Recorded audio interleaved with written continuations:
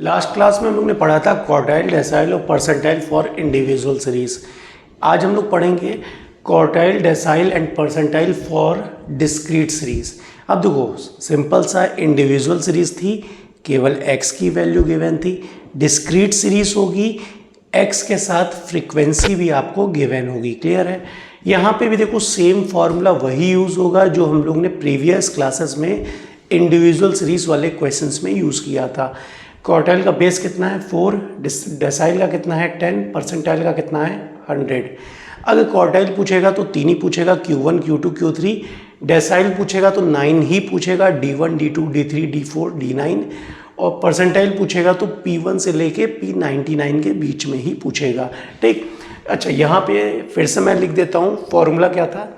Q1 क्या हो जाएगा, size of n+1 by 4th item. याद आ रहा होगा आपको, एक बार देख लीजिए अगर आपने लास्ट क्लास वाली वीडियो को नहीं देखा है। Q2 क्या होगा, size of 2 times of n+1 by 4th item. Q3 क्या हो जाएगा, size of 3 times of n+1 by 4th item. Clear है? अब एक चीज याद रखिएगा, क्वार्टाइल है तो 3 ही पूछेगा, Q1, Q2, Q3 और कुछ भी नहीं पूछेगा इसके अलावा। अगर डेसाइल की बात करें तो D1 से लेके कहाँ तक, D2, D3 से लेके D9 तक। ठीक, D1 का फॉर्मूला क्या होगा, साइज ऑफ n+1। अब देखो ये डेसाइल है, डेसाइल का बेस होता है 10, तो यहाँ 10 से डिवाइड, इतने आइटम। इसी तरह D2 क्या हो जाएगा, साइज ऑफ, यहाँ 2 है तो यहाँ पे 2 से multiply, n+1 by 10th item. D3 होता तो क्या होता, साइज ऑफ, यहाँ 3 है तो 3 से multiply, n+1 by 10th item. इसी तरह D9 क्या हो जाता, size of 9 time of n+1 by 10th item. Clear है? अब बात हम करें परसेंटाइल की, तो P1 क्या हो जाएगा, साइज ऑफ n+1। अब देखो परसेंटाइल है, बेस होगा 100 आइटम। P2 क्या हो जाएगा, साइज ऑफ, ये P2 है तो यहाँ 2 से मल्टीप्लाई और बाकी वही सेम, n+1 बाई 100 आइटम। अगर मान लो P50 होता तो क्या हो जाता, size of 50 times of n+1 upon 100 item. Clear है?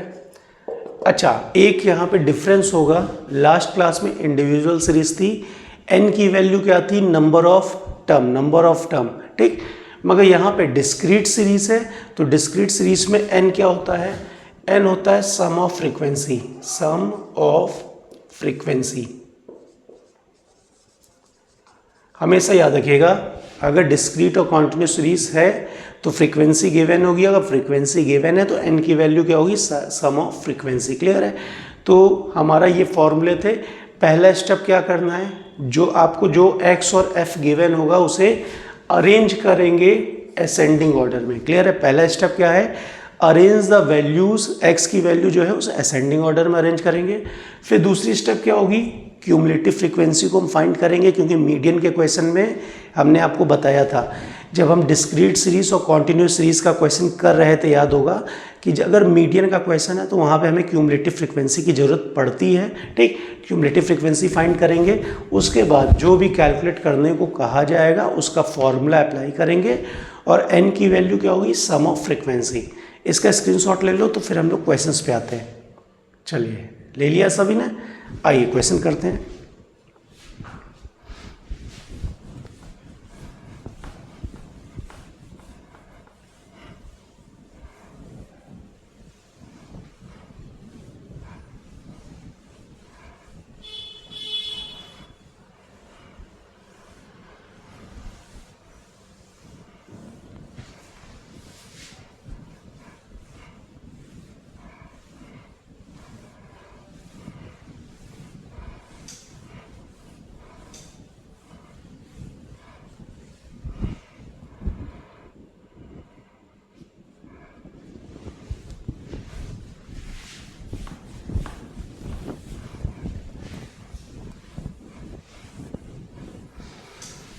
चलिए एक क्वेश्चन पे हम लोग आते हैं।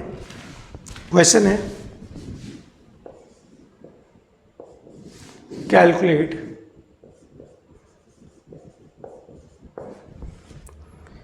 Q3 D6 P85 and P35।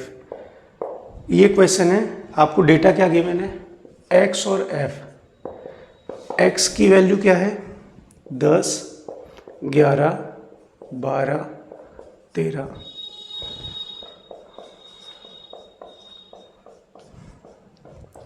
और f की वैल्यू क्या है 3, 4, 5, 12, 10, 7, 5, 2, 1। क्लियर है। अब देखो हमें क्या करना है, सबसे पहले क्वेश्चन को पहचानना है। क्वेश्चन हमारा इंडिविजुअल सीरीज के ऊपर है, डिस्क्रीट के ऊपर है या कॉन्टिन्यूस के ऊपर है। हमें दिख रहा है x भी दिया है, f भी दिया है, और x और f जब गिवन होता है तो सीरीज कौन सी होती है, डिस्क्रीट सीरीज का क्वेश्चन हो जाता है। डिस्क्रीट सीरीज का याद रखिएगा। और जब डिस्क्रीट सीरीज होती है तो पहला स्टेप क्या होता है, arrange the value in ascending order. जो भी x की वैल्यू है उसे असेंडिंग ऑर्डर में अरेंज करते हैं। अब यहाँ पे देखिए सब ऑटोमेटिक अरेंज है पहले से ही, तो हमारा ये काम बच गया। अब दूसरा क्या है, find cumulative frequency. Cumulative frequency निकालनी है, तो चलिए करते हैं। पहले जो डेटा गिवन है उसको हम कॉलम में लिख लेते हैं। क्या गिवन है, x और f।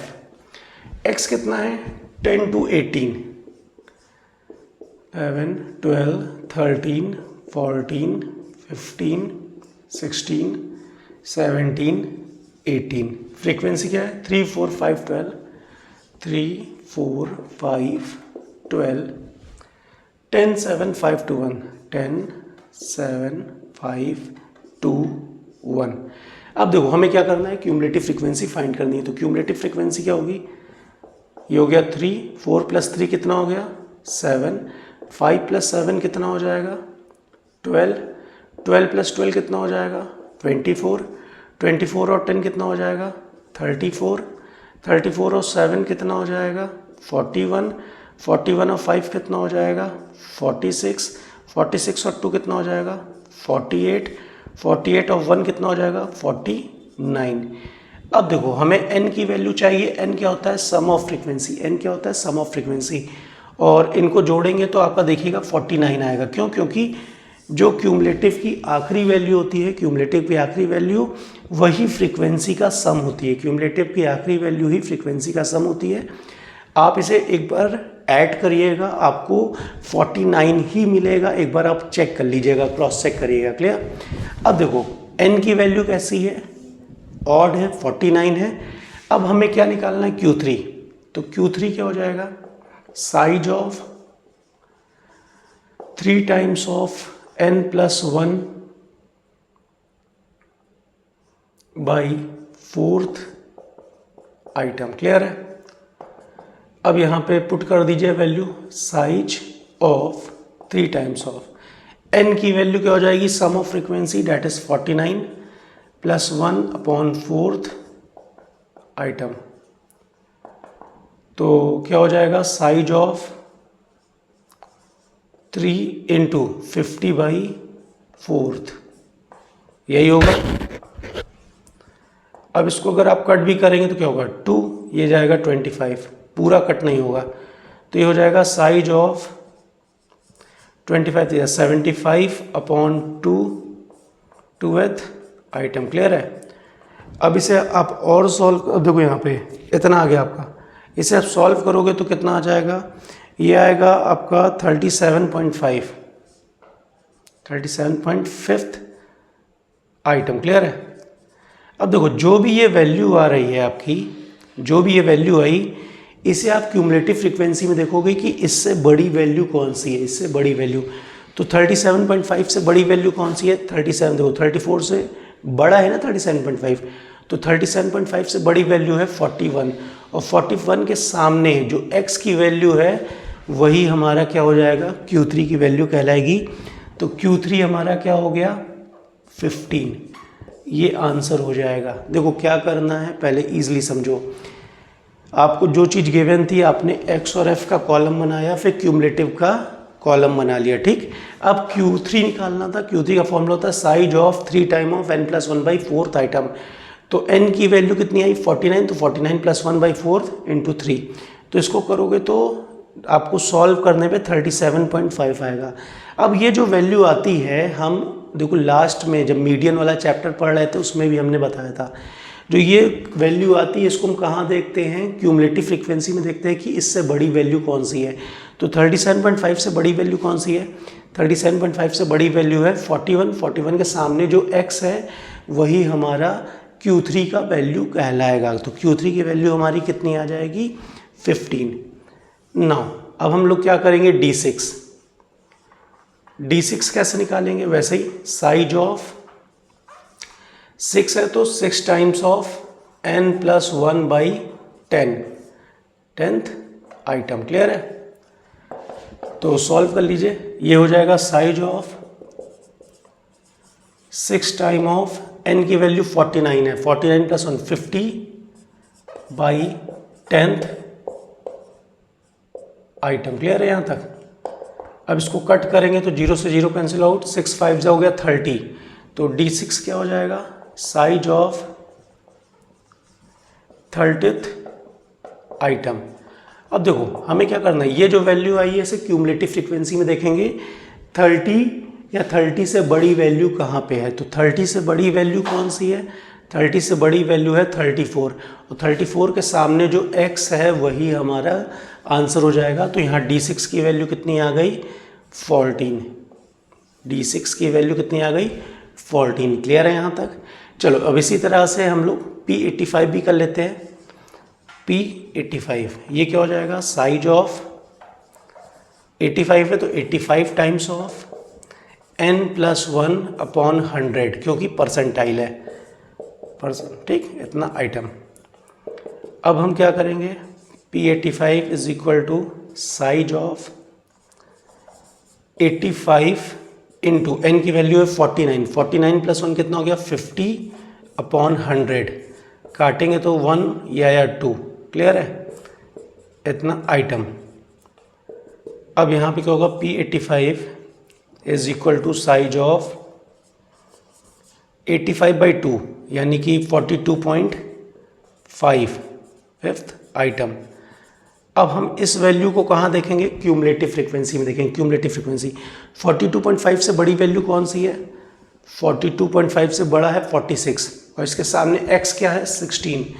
तो P85 की वैल्यू कितनी आ गई 16। तो देखो डिस्क्रीट सीरीज के क्वेश्चंस हम इस तरीके से सॉल्व करते हैं, जो भी वैल्यू आएगी हम सिंपली जो भी यहाँ पे आया हम उसे क्यूमुलेटिव फ्रीक्वेंसी में देखेंगे कि इससे बड़ी वैल्यू कहाँ पे है, और जहाँ उससे बड़ी वैल्यू हमको दिखाई देगी वही हमारा आंसर हो जाएगा। क्लियर। अब आपको एक होमवर्क क्वेश्चन दे रहा हूँ, P35 की वैल्यू आपको फाइंड करनी है और कमेंट करना है कि इसकी वैल्यू क्या आएगी। क्लियर है। चलो अब नेक्स्ट क्लास में हम लोग पढ़ेंगे quartile, decyl, percentile for continuous series. आज के लिए इतना ही, ठीक है। और आपको ये होमवर्क दिया है, इसको कमेंट करके आपको बताना होगा क्या आंसर होगा, ठीक। Okay, bye bye.